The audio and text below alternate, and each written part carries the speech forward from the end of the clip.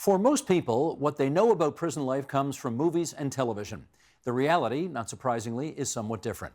Lee Chapelle spent more than 20 years at various penitentiaries across Ontario and Quebec, and he's transformed that first-hand experience into a business that helps people as they prepare to serve out jail sentences. And Lee Chapelle joins us now for what life behind bars is really like. Nice to see you here. Nice to see you, Steve. Let's just start right there. What we watch on television, what we see on the movies, how accurate is that? It's a far cry. Specifically the reality show genres in recent years that try to capture jails doesn't come close. Did you watch Oz? I did, and Oz was horrifying. Yep. Is that what prison life is like? Well, there are certain penitentiaries I can point to. Beaver Creek Medium, that's built very similarly to Oz. Collins Bay has a retrofit where there's glass, so the glass where you can see into cells and ranges.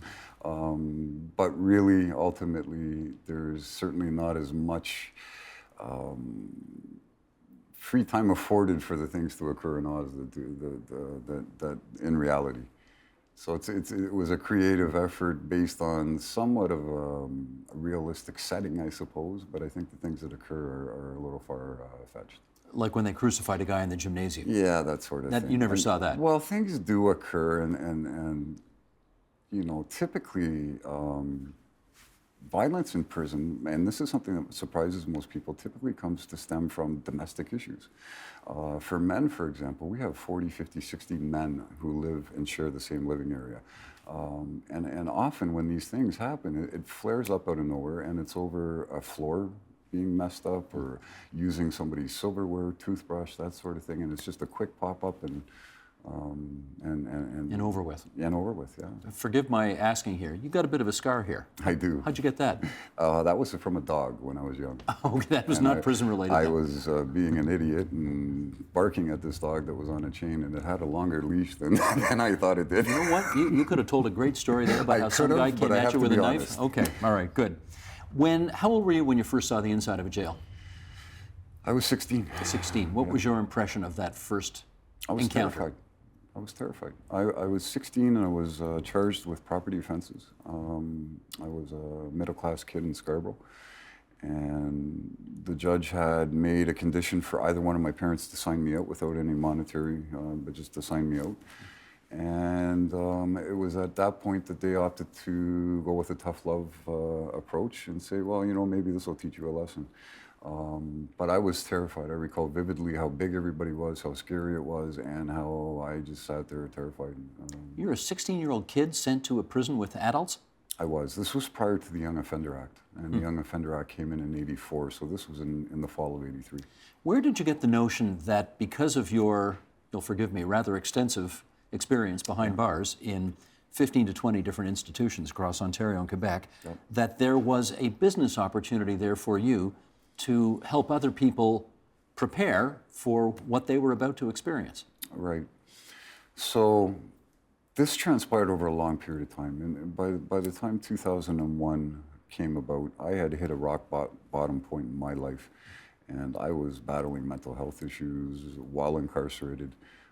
I had lost my family as a result of my conduct and behavior. And family meaning? My wife, my kids.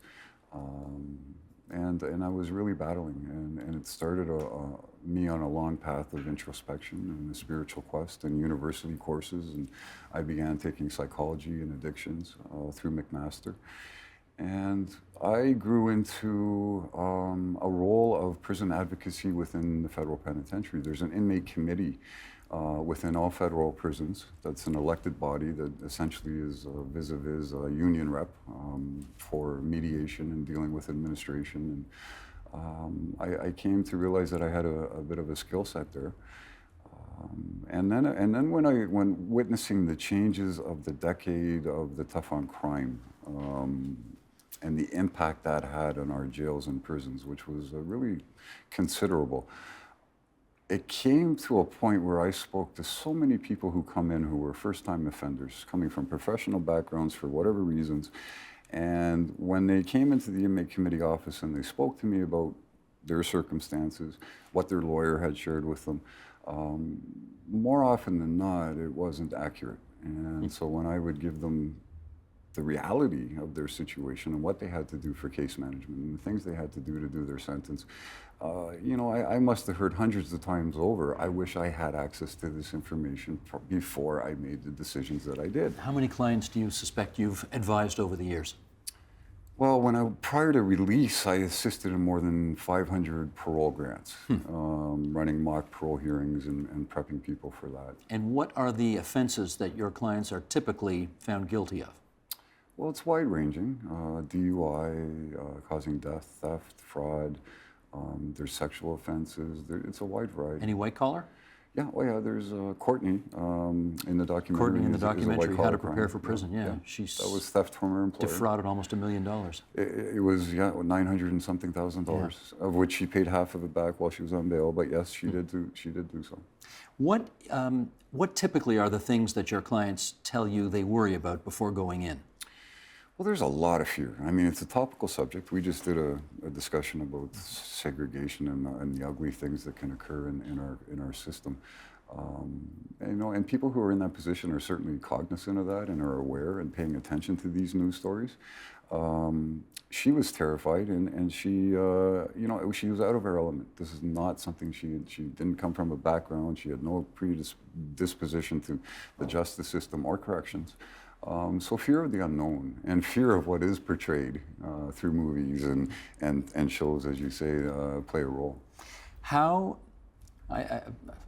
going to ask you an impossible question here, which is essentially to narrow down a key piece of advice that you give your clients before going in order to help them with the transition of life behind bars. What would it be?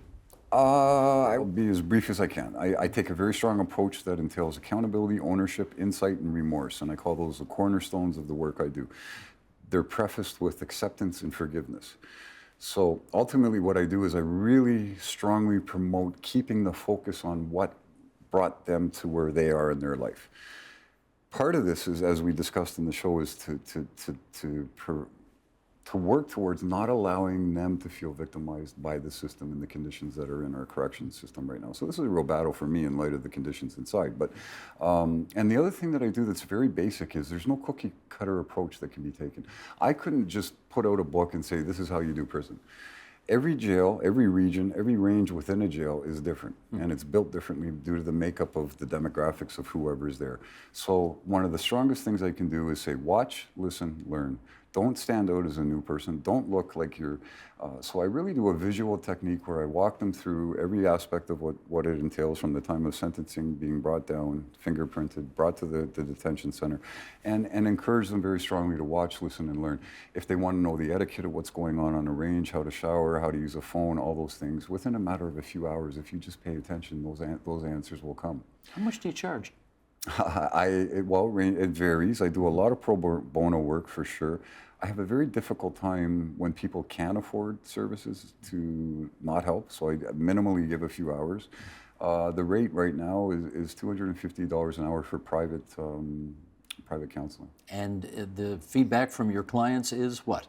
Pretty good. It's there's a lot of gratitude, and it's amazing the bonds that are formed and the intimate. I mean, we're talking about a very intimate subject where there's embarrassment, there's shame, there's families that have either broken apart or bound together to go through this process, and I've become very involved with the family. And the advice that you give is, I mean, if somebody's, let's say, going away for 5 or 10 years, the advice you give to them will really make a difference in how they get through that 5 or 10 years? I believe so. I think we can look at something like that, a 5 or 10 year period, and as a tremendous adversity. But again, something that you will make it through. And there are ways to do this where you can actually better yourself, and you can use it as a springboard to incredible things, I believe. I think adversity often represents a real opportunity for growth, insight, and to do incredible things with your life. That has clearly been the case for you. Thank you. Yeah. Lee, thank you very much for joining us. Thank you, Steve. And just a reminder, Lee Chapelle is one of the people featured in TVO's documentary, How to Prepare for Prison. And if you'd like to have a look at that, you can view the documentary in its entirety online on our website, tvo.org/prisonprep. Help TVO create a better world through the power of learning. Visit TVO.org and make a tax-deductible donation today.